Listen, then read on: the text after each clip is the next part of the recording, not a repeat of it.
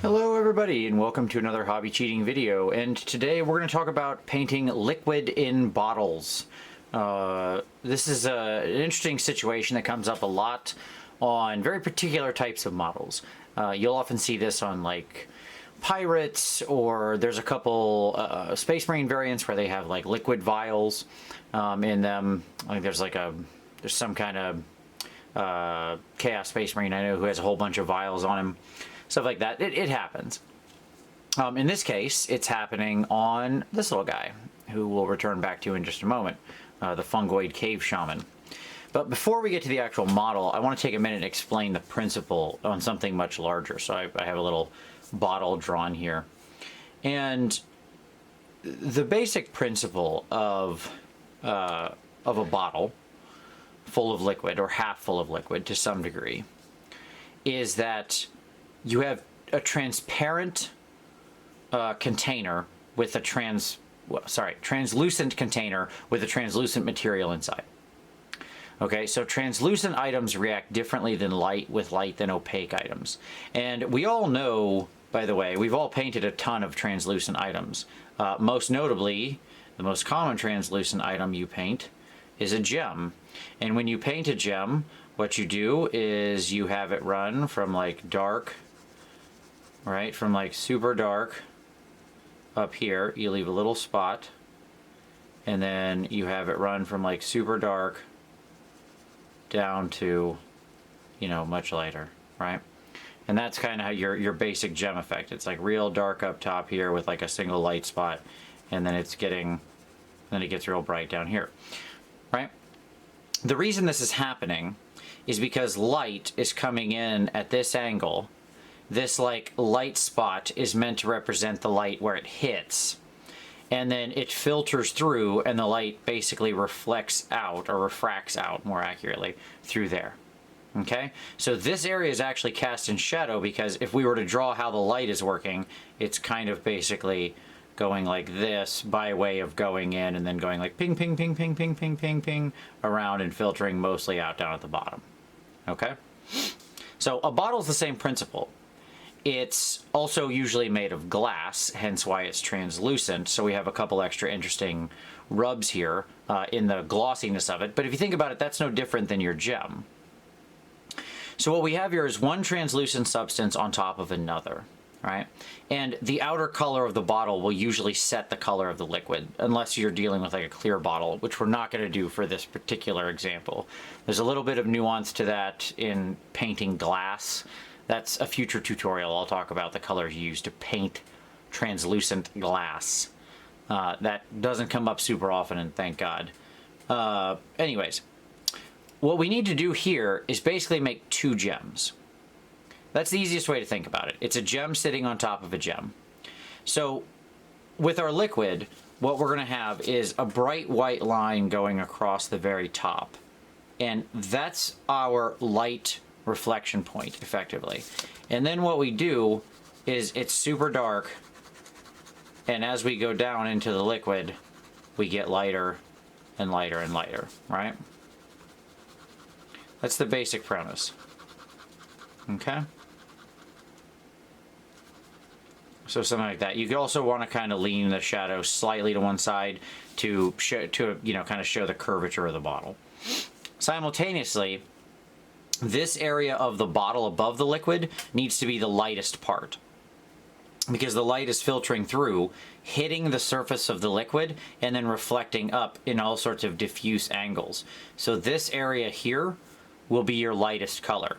Whereas up here, for the same reason as how a gem works, this will be the darkest. So what you effectively have is something that's like this, right? And then it gets lighter. Okay? Now, an important note here is that if you really want to sell this effect, you're then going to have some kind of light mark along the side to show the curvature of the bottle. But as well, let's say the bottle were tipped at an angle, right? So let's just do a simple rectangle here. Can you tell I'm not a 2D artist? Liquid responds to gravity. right? So if the bottle is at this angle on the model, then the liquid line needs to be like that, right? And you would do the same thing. So you'd have your little light line, and then your color would be dark up here, right? Getting lighter and lighter and lighter and lighter and lighter. And then it'd be the darkest up here and get lighter and lighter and lighter and lighter, right? Okay. So that's the basic premise of the thing. I wanted to kind of show the theory here on paper real big, so that way you could see exactly what we're dealing with and what we're going to try to attack. All right, so that understood. Let's move to the actual model. So here we have, which I'll need to change my focus to get him back into focus. So I apologize. There we go. Okay, so we have our little fungoid cave shaman. We got this guy, and he has this little bottle right here, right? And so if you look at it, he's basically standing at this angle, so it's pretty close to straight. Like in reality, when he's on his rock, it's a little askew, but effectively if we just draw a straight line across, you want to think about the line being perpendicular to the horizon. That's the easiest way to think about it. Okay, we're going to make this a blue bottle and blue liquid, because blue is the pop color here. You can see it's in the bug's eyes, these little mushrooms up here, this mushroom, this little gem, that little gem. But we need another touch of it to kind of really bring it into focus on this side of the model, because all the blue is really heavily leaning over here, right? We've got this big arc of blue and nothing over here to counterbalance it other than these little tiny eyes. So we're going to make this bottle blue, and that's how we're going to do that. So for our colors today, we're going to use some scale 75 Adriatic blue, some Fantasy and Games Huldra blue, a little Daler-Rowney Payne's Gray FW ink, and of course some Artist Acrylic white. Okay. All right.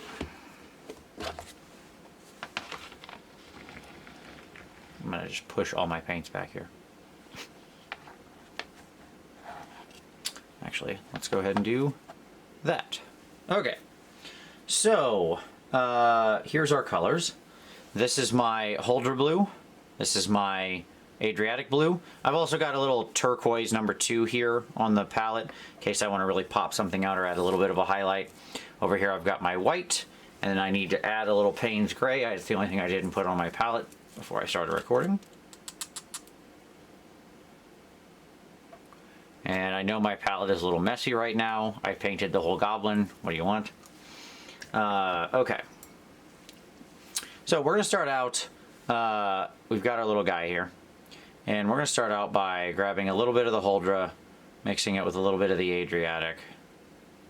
And we're just going to basically, I'm going to take the whole thing and make it sort of this tone of blue. Now, one thing to note here is the liquid is denser than the empty bottle. And I'm going to go ahead and do this as a thin glaze to start, because you can see where my zenithal can work in my favor here some, because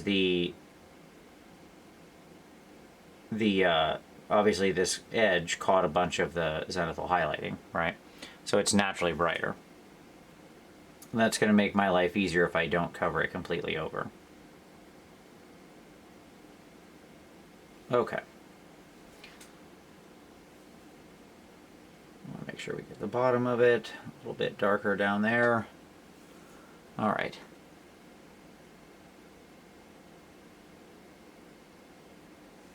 Okay, so easy enough. We turned it blue.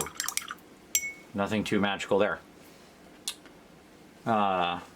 Missed a spot over on that side. Okay. All right. So I can say one thing I'll say is, if you look at the way the model's actually painted, sort of in reality, or in reality, by the heavy metal team, they make it basically a full bottle of fizzy water. They don't have a line. We're gonna have a line. Okay. So the first thing we want to do is we want to establish our light line in the middle. Okay.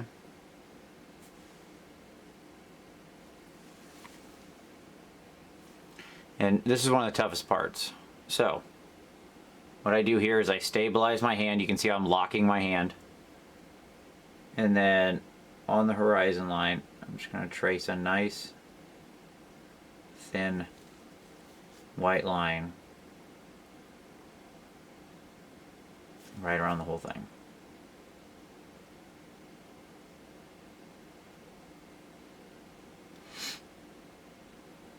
Okay. All right. I check my angle. Looks like he needs. Okay. Looks like I need to bring it a little bit more that way. The nice part about this, the reason I do the white line first is because then if I make it off angle and I make it too thick, I'm gonna fix it in just a second anyways, so who cares?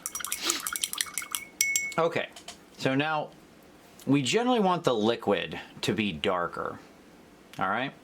So on the liquid, what we're gonna do is we're gonna take some of that Huldra blue, pull it over here, grab some of that Payne's gray. That's gonna give us a really nice dark blue. And then what I'm gonna do, okay, is I'm just gonna slowly push up into that white line.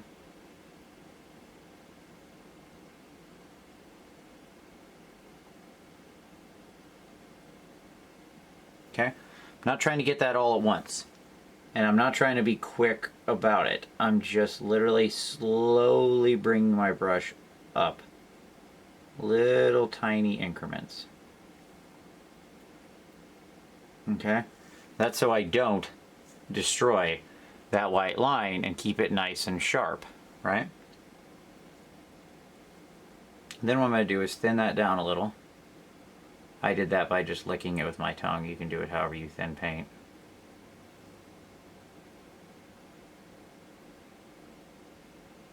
Okay, and then I'm just going to glaze it in there and let it dry. Flip to the other side.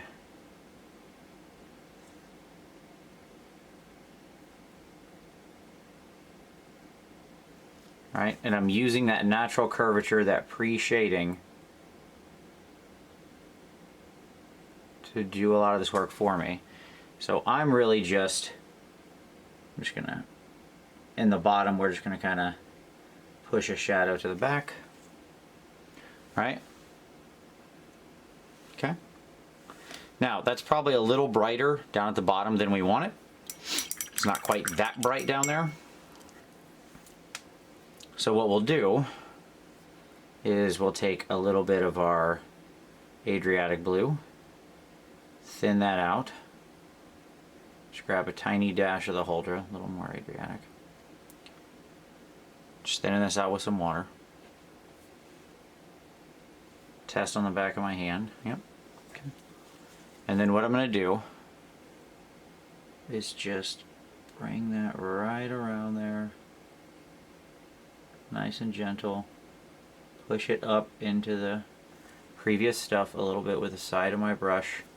Very thin, using the side of my brush so I'm not getting any brush strokes. Okay. We want to soften that bright line.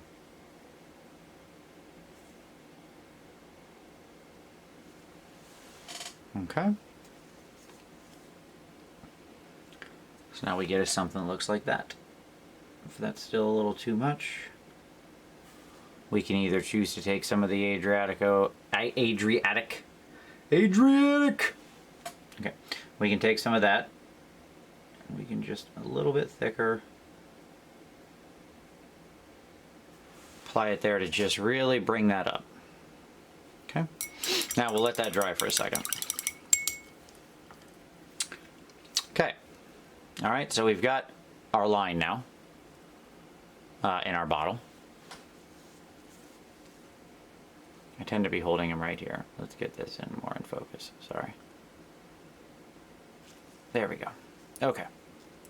So now what I want to do is I want to do the same shadow but pull it up to here.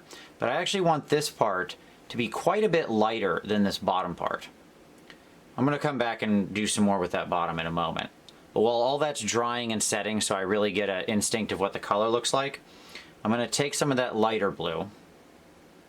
Okay. I'm going to grab just a hint of my white over here. There we go. Okay.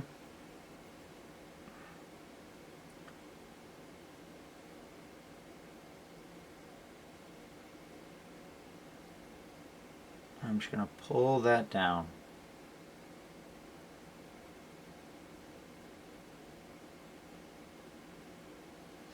And again, as I get near that line, I'm going to stop and just make some real thin touches.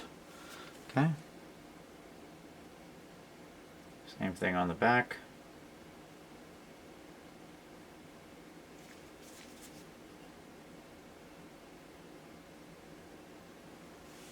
Okay.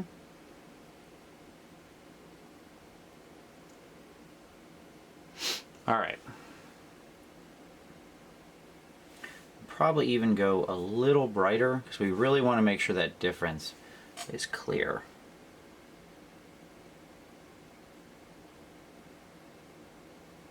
Basically, we want to get right up to that whiteness and just make sure that white line blends in with the light that's reflecting up above. Like that's why we made that a nice hard white line, so we could just join it with our bright space above.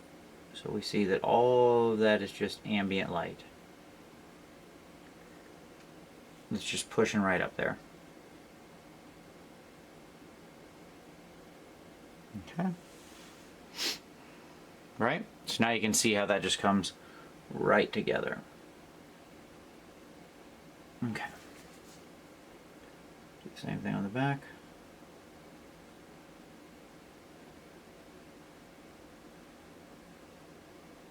All right. Now that I've got my top of the bottle established, okay, now I'm going to grab some thinned Huldra blue. My sort of darker, quite transparent blue. If you've watched my videos, you know this is one of my go-to paints. It's from Scale 75's Fantasy and Game Lines, and I love it. It's a wonderful shade. Now I'm just going to take that Huldra and I'm going to pull it up like that. Okay? Just trying to really get a nice rich tone over that. And then I'm going to do the same thing down here. But here I'm kind of putting it, it's kind of the same in both cases. I'm kind of using it to enrich the mid-tone. Okay? And then we'll thin it out a little more.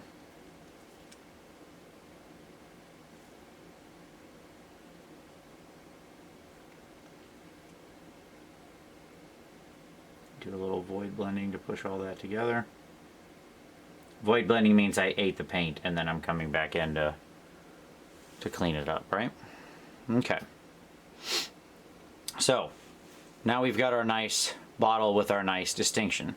The problem is it doesn't really look like, you know, liquid at this point, right? Like it's kind of hard to see exactly what's going on.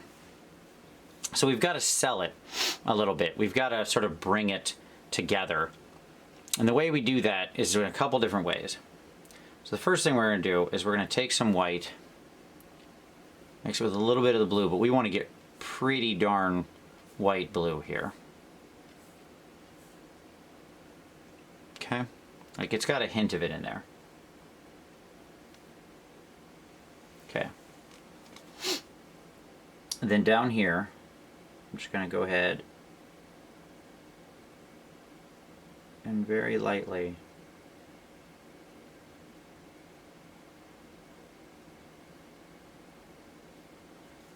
stipple some little bubbles. Little weird bubbles in the wine.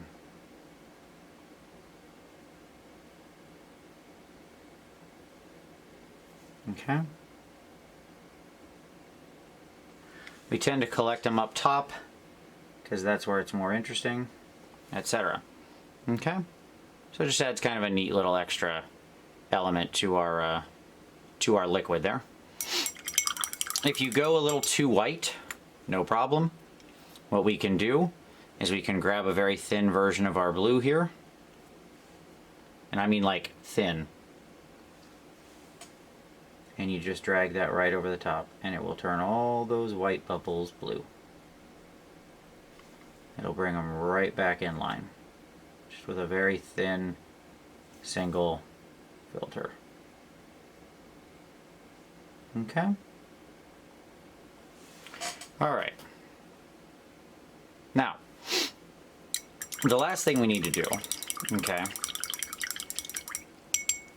to really sell this effect is, just like with a gem, we've got to create our light point. Now, what exactly the light point looks like on a bottle is going to vary based on the sort of the nature and shape of the bottle. In this case, I tend to agree with the way that the base art did it, which is kind of like a line down the side that spreads around the edge a little bit. So what we're going to do is we're going to get some of our white little bit of white paint, a lot of white ink. Okay. And again, here comes the hard part right at the end. So, arms locked, we're going to go right across this. Okay.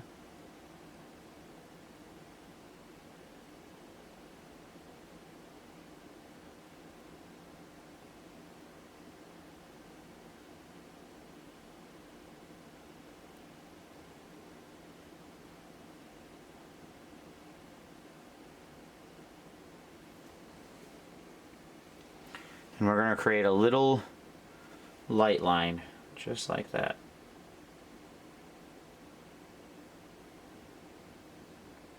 And we're going to keep reinforcing it so it's strongest right there, sorry. So it's strongest right there at the bottom of the bottle.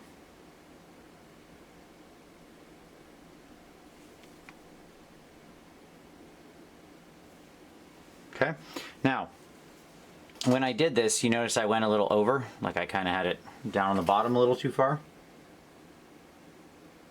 No problem. We need to clean it up. We really want to make sure it pops at that edge to show that light is catching there, right? Okay.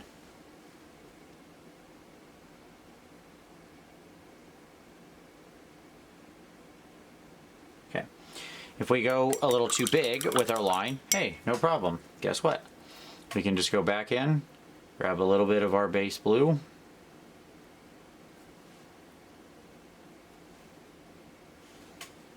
And we can sharpen that line the same way we did the other ones. We just slowly push into it.